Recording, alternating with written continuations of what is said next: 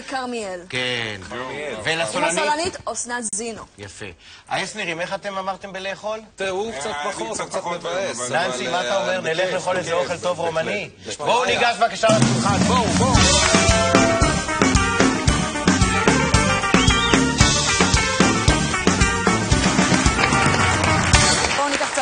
בואו נאכל מה שיש גם בצלחות. ננסי, מה יש לנו בצלחת? בחי אחד. רגל כרושה, כבד קצוץ, יש מיטיטי, שזה קבב, יש איקרה, יש ממליגה, זה מוח פנה, יש פפנש. זה נראה טעים. מה זה? זה פטריצ'ן.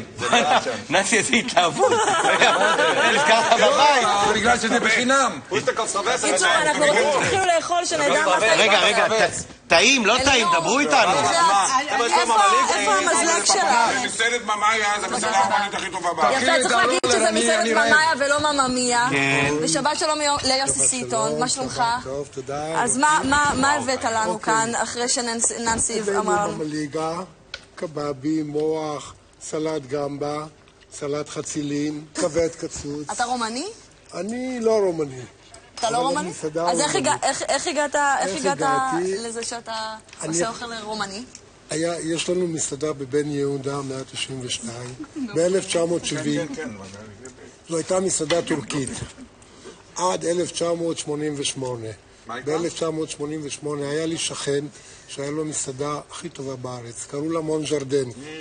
ואני הייתי נער טיפוחיו, הם מכירים. ואז הוא אהב אותי מאוד, הוא בא ואומר לי, יוסי, תעזוב אותך מהאוכל הטורקי, בוא תעשה אוכל רומני, אני לומד אותך. הוא לא ידע לדבר עברית. אמרתי, אני לא מבין בזה. הוא אומר לי, אתה לא צריך להבין, אני לומד אותך. טוב, מהיום להיום, למחרת עשינו. הביא לי את הצוות שלו, כולם קטנים עם וסטים, שעונים בצד, אני לא יודע מה אני עושה שם. אומר לי, אתה לא עושה כלום, אתה עומד, לוקח כסף. זהו. וככה התחלנו והמשכנו, ועד היום. כל הכבוד לך, מגיע לך מחיאות כפיים. איזה אוכל רומני. ואתם הצופים בבית, בתוכנית שלנו אתם כבר יודעים, אנחנו רוצים להעביר לכם רק דברים טובים, מעין מתנת שבת ממני עליכם שם בבית. היום הבאנו לכם אבן המזל טייגר A. גם אתם הצופים בבית יכולים לקבל מהאבן וגם אתם פה. שימו לב מה שאתם עושים. אני שם את האבן מול המסך, אתם כולם שמחים יד, גם הצלמים, כולם לשים יד מול האבן. בסטון אייג' אומרים שהאבן מסייעת בראיית האור שבקצה המנהרה.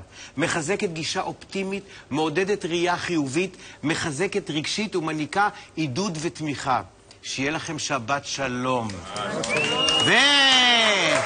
תקשיבו, לאורחים שלנו הבאנו לכם חלק מהאבן, שתיקחו את זה הביתה. המסיבה הרומנית שלנו מגיעה עכשיו לסיומה, שזה קצת חבל. תודה רבה לכל האורחים המקסימים שהיו לנו היום, היה כיף אדיר.